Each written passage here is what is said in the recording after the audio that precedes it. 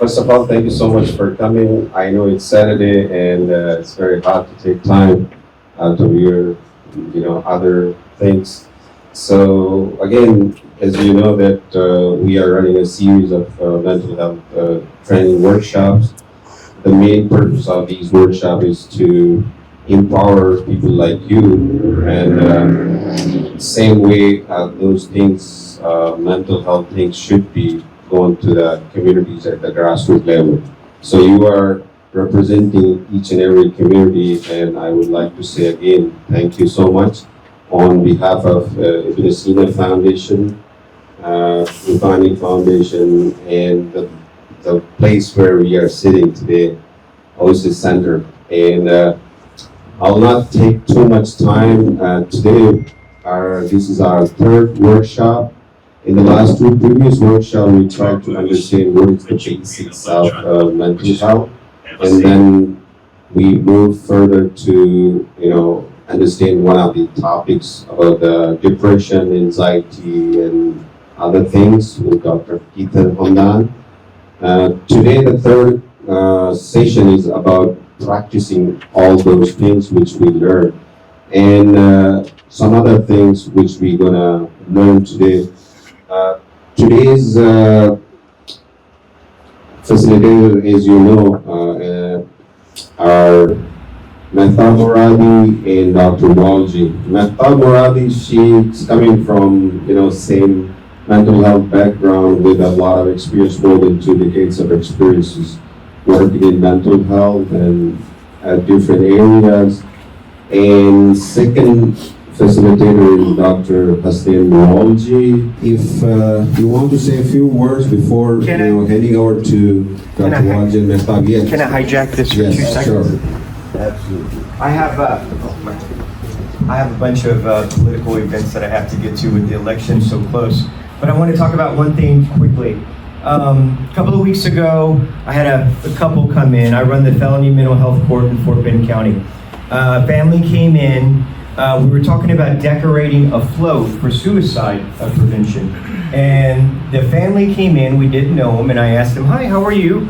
What can we do for you?" And they said, "Well, we're here because our 13-year-old daughter died by suicide." 13-year-old daughter. As I continued to talk to them, the next thing that came out of their mouth was, "Yes, and it was 2 weeks ago." So I'm sitting there amazed that I'm looking at a couple who just found their 13-year-old daughter died by suicide 2 weeks ago. What in the world would make them get out of their grief-stricken bed to come to my courtroom to talk about decorating a float? As I continue to press them, and this is where if I have residents from Fort Bend County, they told me that when the police came to their house, after they called the police after finding their daughter dead, they kept them there for 4.5 to 5 hours and treated them like criminals. Wouldn't let anybody come into the house, wouldn't let them move around, threatened them with arrest. Just a horrible situation on top of the trauma that they've just seen. Later, CPS comes to their home, same thing. Again, rehash it, treat them like criminals again. And they were almost defensive, saying they were just going through their protocol. Well, protocol has to change then. We have to be better about that. So next, they go to the school. And this is a middle school in Fort Bend ISD. Middle school, 12, 13-year-old children there. Second child at this school in the last year that has committed suicide. Second child. So they go to talk to the principal, happened a week before school started, and the principal listens to them, and I said, "Well, what happened?" She went, "Well, principal was very nice and listened to us," and I said, "Well, what did the principal say after?" "Thank you for coming in," escorted them out. Nothing else. There was no counseling for the children the next week at school when school started. Nothing happened. For the next couple of weeks, before they came to see me, after having that meeting, they started calling the school district. Never got a phone call back. Last month, we had our first mental health workshop dealing with suicide prevention. And this is now 8 weeks later, no one from the school district had called him back yet. That's it. That's a problem for all of us. For all of us. Fast forward, I just talked to them again because we're having another workshop on Thursday. Dr. Almeida will be there. Yes, we are having another one this coming Thursday because we didn't want to leave it there. We heard a lot of horrible stories, but we've invited the school districts, all from Fort Bend County, every police agency from Fort Bend County, because we have to do better for our children. Have to do better. Talk to the family again this week. They finally get a call back from the school district. Guess what the phone call was? Where is your daughter? Why isn't she in school? On the child's birthday. You want to talk about rehashing trauma? Horrible. This has to change. So I'm asking all of you Fort Bend County residents, come stand with us this coming Thursday. You can look at my social media website. You'll see that it's in Sugar Land, Fort Bend County at U of H Sugar Land. We have a great dialogue. We're going to have a great presentation there, and hopefully we're going to hear back from Fort Bend ISD, LCISD, Katy ISD, and all of the police agencies in the surrounding areas. I'm so thankful that we're continuing these workshops, but this is the extreme end of what happens when we don't deal with mental illness. Okay? Thank you very much. I'm going to have to run, and I'm sorry I hijacked you. Ladies and gentlemen, once again, thank you for joining us for this third, as Irfan mentioned, third in the series of mental health workshops that we have. My name is Hasnain Waji. I'm a founding director of the Oasis Center. Just a couple of words on the Oasis Center. This center here is dedicated towards learning and education. It's called an Oasis Center for Intellectual Development. We have different activities and in terms of interfaith activities, as you can see here. This space is also available for any specific seminars that need to be held. For example, tomorrow we have Election 101 happening right here at 11 o'clock in terms of getting our people to understand what is the process of voting, what is happening out there, and so on and so forth. So be it mental health, be it nutritional health, be it some intellectual activities like Ikigai workshops, whatever it is, the Oasis Center is here to serve the community in Houston, and we are delighted to welcome every one of you, and don't be strangers here. Go to our website, it's oasis-center.org, and you will see our activities. We have weekly activities, we have some monthly activities. So with that little plug, let me start with why we are here today. Essentially, what is our goal? Is to educate leaders like you, become mentors, so that we become supportive and are able to respond to the mental health needs of the communities that we belong to, of the community that we live in. What are the barriers to this? We understood, like misinformation, one of the barriers is stigma. People, it's like, and I don't want to make light of this, forgive me, but talking about mental health within a group is like that uncle that nobody wants to see on Thanksgiving dinner and nobody wants to talk about him. But sadly, this is a fact. The stigma that we have. Then you have the cultural misconceptions. And we need to understand and identify those barriers as we begin.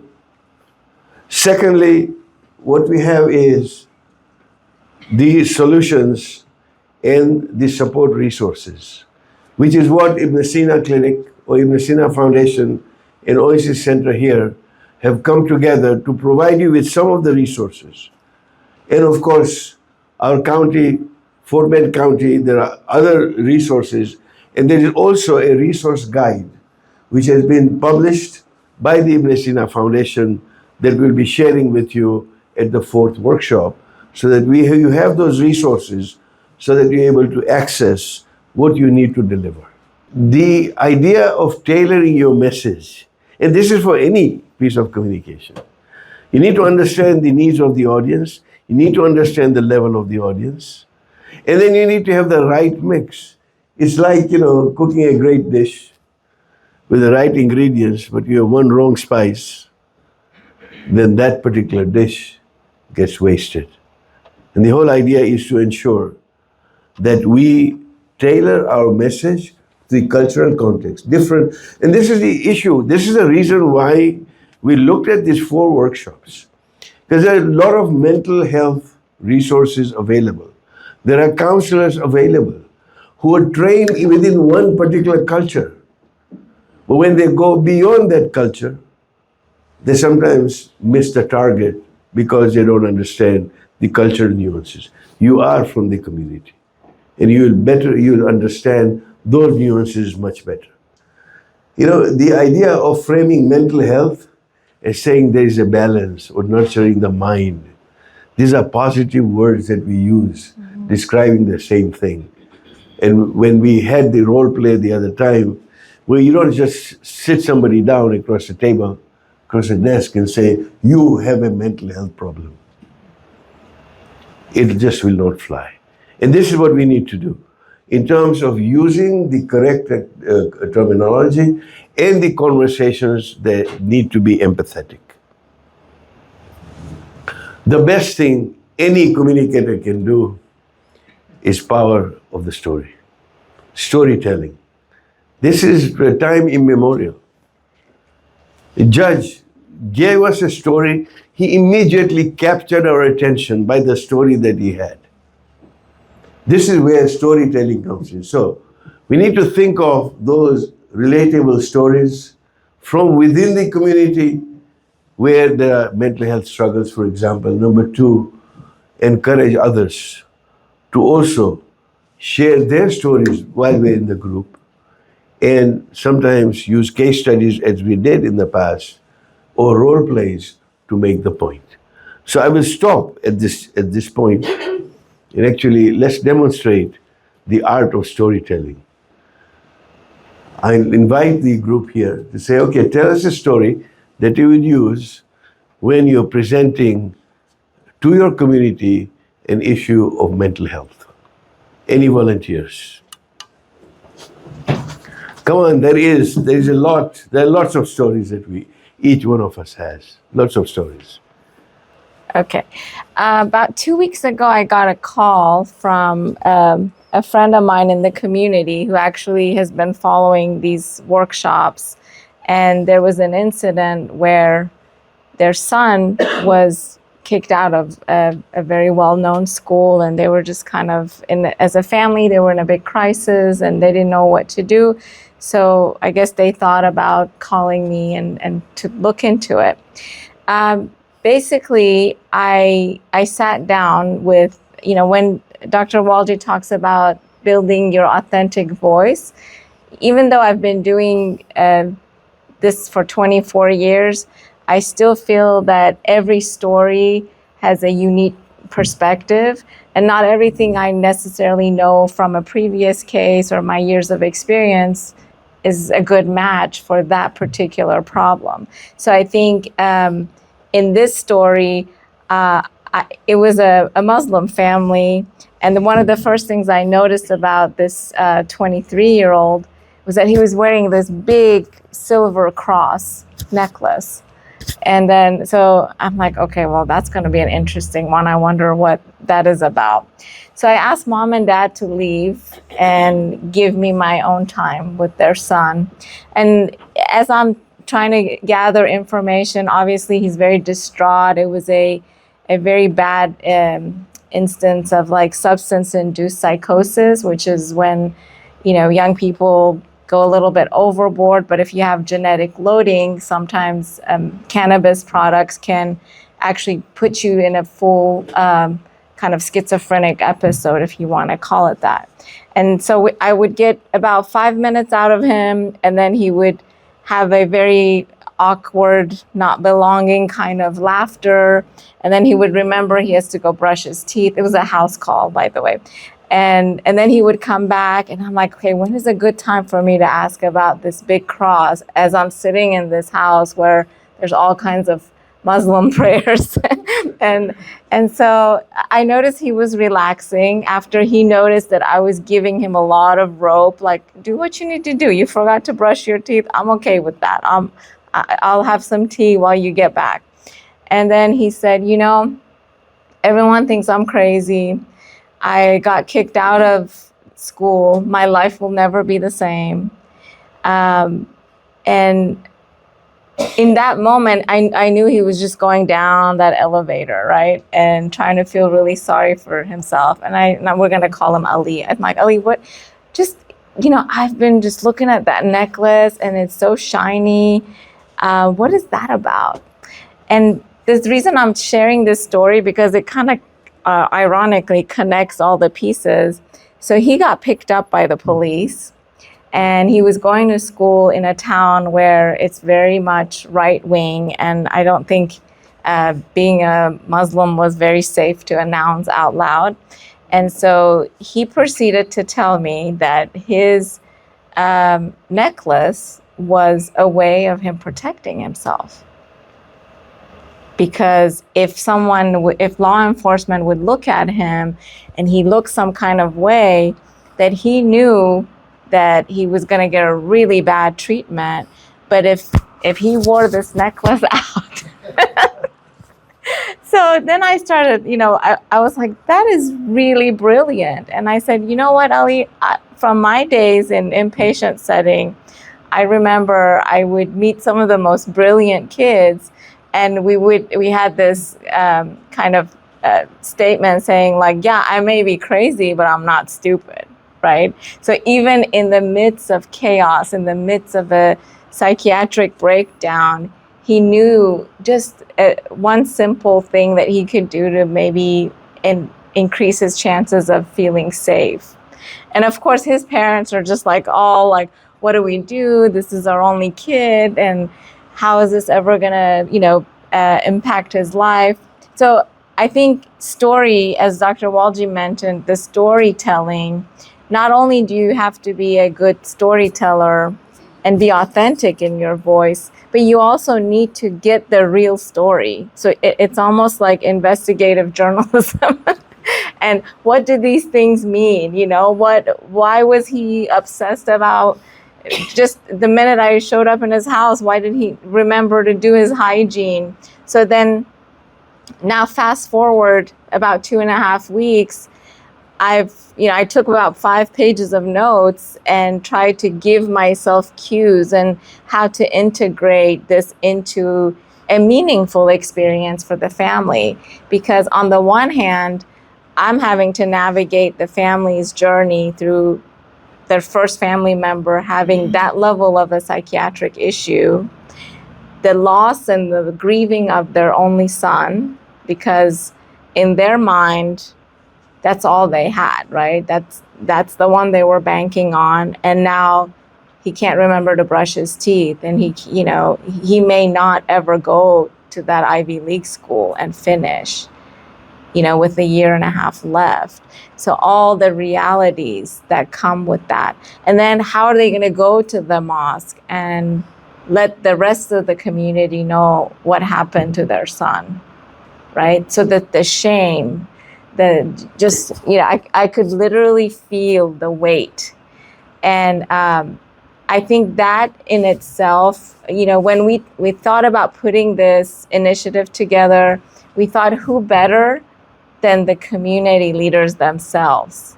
Because you're embedded in these stories yourself, right? You may have watched this kid grow up. You may have had, your kid play with him as, playmates. And to realize that all of this, honestly, I don't know a household that does not have mental health visit at some point. So the humility that goes with that, and that, nothing makes you a better human being and too good to talk about some of these difficult conversations. And it's okay not to know.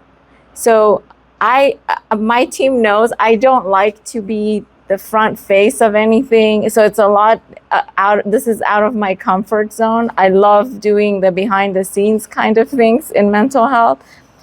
But one thing I learned throughout my practice is that authenticity, and put a little bit of yourself out there. Don't be like, yeah, this is happening to you, I'm gonna help you out, and then, doing you a favor. It will never work that way. To really meet people where they're at and not to assume, just stay curious. Because assumptions are your version of pain, your version of the event. Maybe, in that moment, I have a son. When I teared up, that wasn't about that family. That was like, I know that feeling if I had my only son and he forgot how to bathe and he was talking gibberish and, had to leave college after all that investment. And it's not just the college, it's the whole lifetime. So being compassionate is really important too. And so that's my recent story. I get a lot of stories because I'm the point of contact on the Ibn Sina website. The one last night was about a group of children being trafficked. So somebody had a big urgency to get, our counselors. I already started texting everybody, and it's tough. The stories are out there, and suicide, like Judge Becerra was saying, you don't wake up one day and like, I think it's a good day to go. A kid who is suicidal is dying for someone to talk them out of it. Imagine, even in your worst day, what do we hang on to? We hang on to faith. We hang on to a person we live for. I had a suicidal scenario about a week ago. It was an appointment. It was the cutest thing. This lady was 67 years old at our South Post Oak clinic. And she's like, nobody likes me. Nobody's patient with me. You're the first one that's just, I offered her, I'm like, I just like read something on her face. And we have all these water bottles like to the ceiling. I'm like, let me get you something while you're waiting. What's going on with you? Your blood pressure was high, And she was like, she marked one of the screening tools we use for depression. And one is about hopelessness and not wanting to live. And I said, what is this about? What's going on in your life? And so she's like, yeah, like my kids don't call me. I have every disease you can think of. Well, what's the point? And I said, yeah, even I'm younger than you, but I've had one of those days too. And this is what helped me. And we negotiated that she doesn't take action until she comes to another appointment, because it's like the weather, a mood and emotion comes and goes. So if you can just tilt that conversation in a person to where you keep them in ambivalence and not wanting to take action, you just saved a life. And you don't need to go to school for 10 years like some of us did to have that skill set. So today I really want to empower you guys to be able to go out there in your own authentic voice and support your community so that we can reach more people, so we can save more lives and families, because people are hurting. And it's not the kind of hurt that you can see with your eyes or a blood test or an x-ray. It's a different kind of hurt. How do we get prepared to design a town hall presentation? So the nature of a town hall presentation is essentially a community meeting and the bringing together of people on a topic that's impacting us. It is not, although the food is great, I know in a lot of our cultures we lose sight. When we get together, we forget why we got there, and people start eating and gossiping, and then we just go. There's no purpose and there's no intention. So the difference here is in a town hall setup is you are delivering a message. This is often used in the corporate world. When I do my consulting, we design town halls and messaging. This is usually done in a quarterly basis. So in our work, it's going to be more about kind of where you can encourage your community to come together. So maybe some of the pre-work is to make time to meet with maybe the faith leader or someone who is able to get folks together. Like in our group, Dr. Irfan is one. They can really bring people together. Mariam's really good, and Chairman Rupani can make things happen really quickly. So you guys have to identify who in your community kind of wears with what hat and how they can help make this happen. And I like what Dr. Walji said, that, you know, obviously we are not experts, right? But we don't need to be experts. We just need to know where to go for and who's good at what they're doing and optimize our resources. So mental health, one concept is that, you know, if something affects me and my household, I am a miniature sample of a greater society. So in our world, you know, they say, well, I don't know who came up with that quote, but I love it. If you want to change the world, go home and start there. And that needs to be tied into our authentic self. So when you're talking about it, if you're in here and something about what we talked about made you feel some kind of way or uncomfortable, or maybe it brought you home to something that is going on in your family, and maybe you're relating to that difficulty, being able to be transparent with your community, then know that we're here to support that. Because if we can't work through our own issues with mental health and being comfortable, being uncomfortable, because it's uncomfortable. I mean, who wants to talk about suicide, right? Who wants to admit that, you know, schizophrenia runs in their family? It's not the things we want to, you know, gloat about, right? But it does take that much time and effort to be able to convey a message authentically, is that you get in alignment with yourself, with the messaging, okay? So our goal here is to learn how to support the ones that face the challenges. Again, how are you going to support someone if you're not supporting yourself? It's kind of impossible, right? That's where the authenticity comes in. So being helpful, compassionate, I think that you guys are all here for a reason. I don't think, I meet therapists all the time that don't get the compassion thing, and we have to go retrain and do more training. So do not feel that you're not equipped. It does come with practice.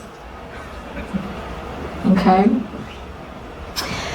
So the other thing that we want to talk about is like, okay, what in the information you want to present, how, first of all, where are you getting your information, right?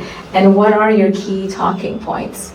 And these are the way, like Dr. Shah and Dr. Hamdam captured that connection between what's happening in our brain and our body. Dr. Walji is great at, you know, yes, we go and spend a whole dinner party talking about our recent surgery, but we're not going to admit that maybe we're depressed. So keeping that in mind, the things that people don't say, like Virginia Satir, she's considered the mother of family therapy. She said 80% of communication is never said. It's in our mannerism, it's in the way we behave. You know, she's big on attachment. So reading the room, reading the culture, and being sensitive, that will help you choose in this world where knowledge is out there in such a vast way, what to pick from. So when I put a presentation together, I try to speak to the pain points of that specific cultural group and dismantle the stigma that I might think is going on. Yes? I just had a comment. This reminded me of like working with my community, and some of the I guess, challenges around that is men and their mental health, and oftentimes they feel like if they cry, then they're mentally struggling, or there's challenges, right? Mhm. So one of the definitions that I like to provide also is having the right emotions at the right time and being able to regulate it.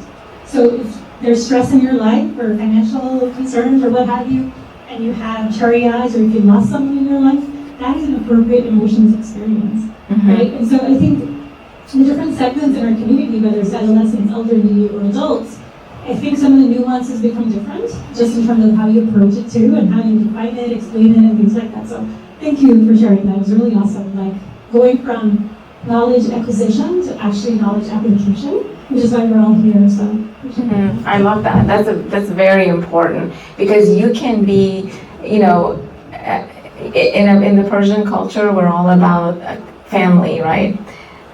I can make a bunch of good food and leave it out on the table and invite you to my house. But how I greet you, I mean, we're all capable of catering and picking stuff up and cooking, right? How you leave people emotionally is where the impact is. So being able to pay attention to those details, and that's a lot of that is embedded in our cultural narratives.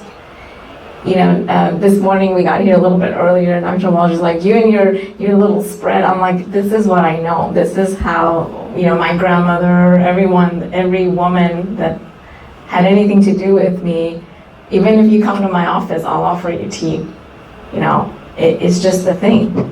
So maybe, you know, Niloufar was gonna put something together for a bunch of Persian women, and maybe she could call me and I'll say, oh, you know, you can get this and this from the store. Like just going a little bit extra and putting folks at the center, because it's not just where everyone, we can all get information, we can all put a PowerPoint together, but bring the feeling to the room and bring your authenticity and that intention of like, I wouldn't want mental health to impact my home. I want to treat everybody else like family, right? And you're going to get a much better experience, even for yourself, right? If you put that part of yourself into it. And it's a risk, it's a vulnerability, right? Okay. Okay, this one just talks about the safe space. I want to add to the safe space slide, because to me, safe space means that, you know, if I share something with Claire this morning, and she's been part of this whole journey, and something I shared with her, maybe I don't want to share with the whole room, but there was something about her in that instance that made me feel okay in sharing.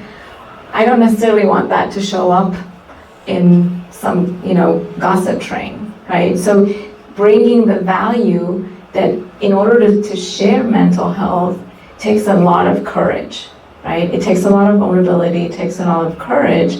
So what are we going to do to make each other feel safe?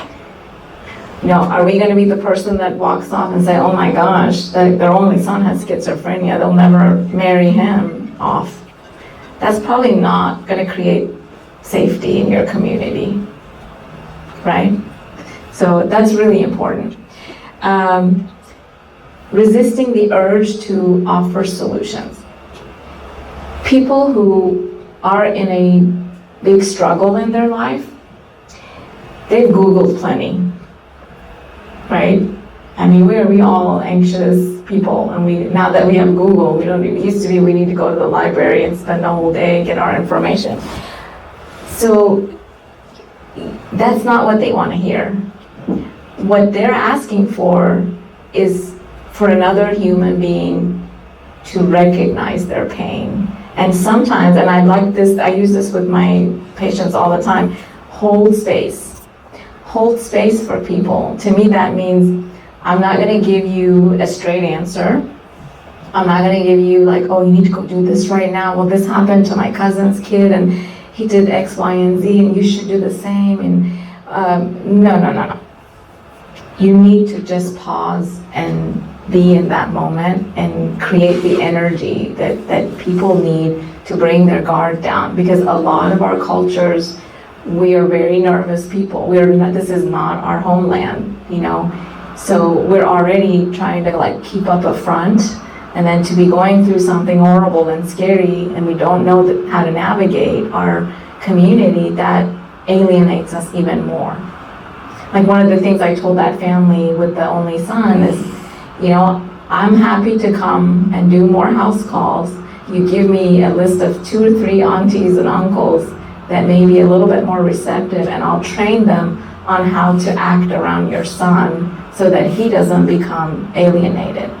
And you know, I'm going to bring my backgammon game to the office. I'm going to teaching brain games to people, knowing when the person who gets overwhelmed, whether they're autistic or going through schizophrenia or bipolar, how not to overwhelm, but still give that person social interaction and avoid like alienation.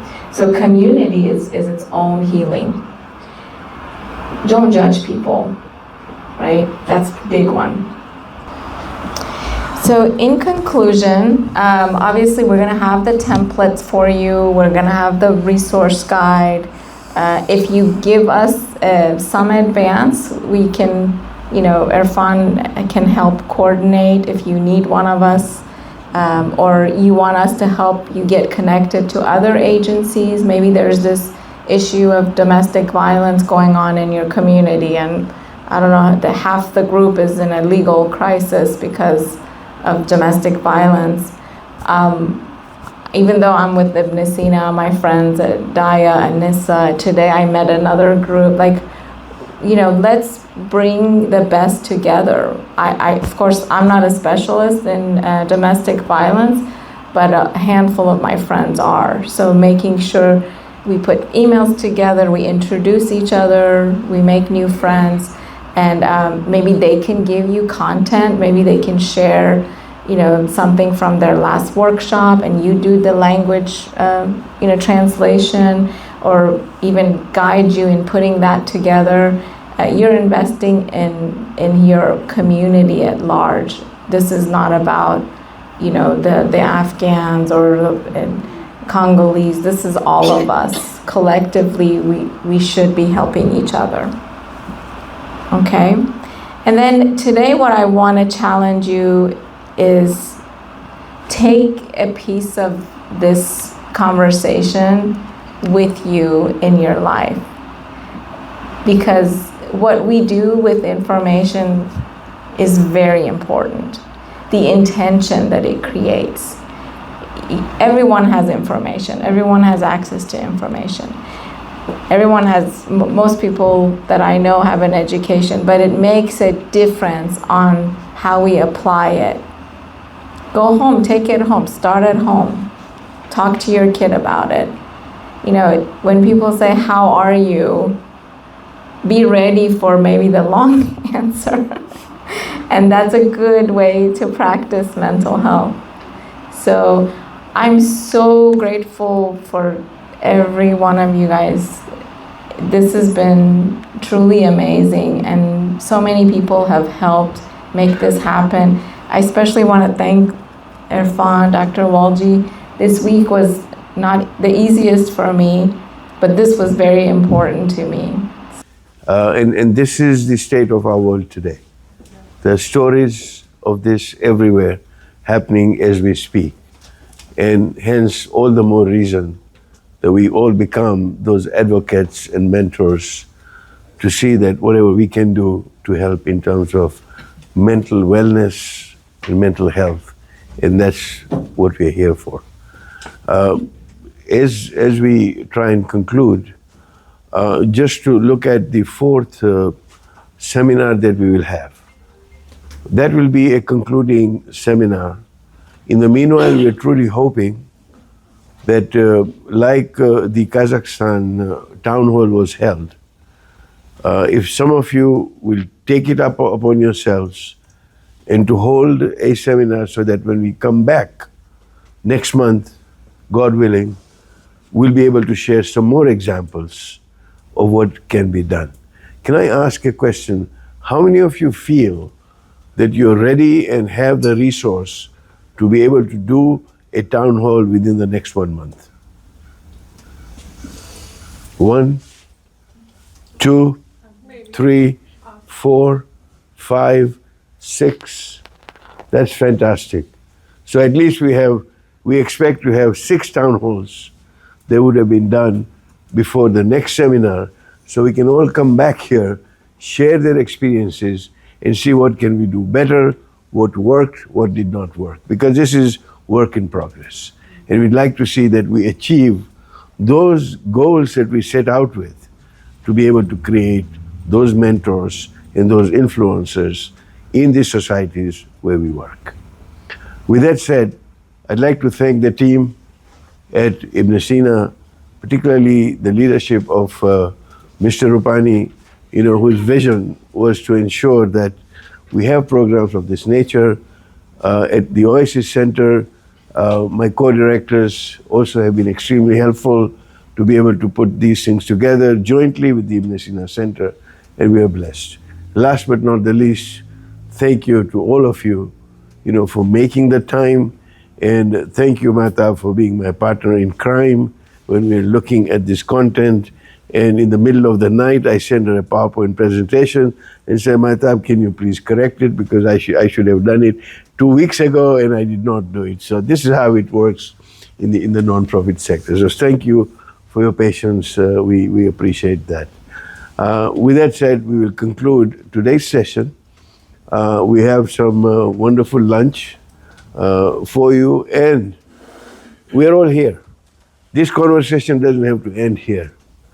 We can, during lunch, we can ask questions, we can share ideas, and we are here to listen.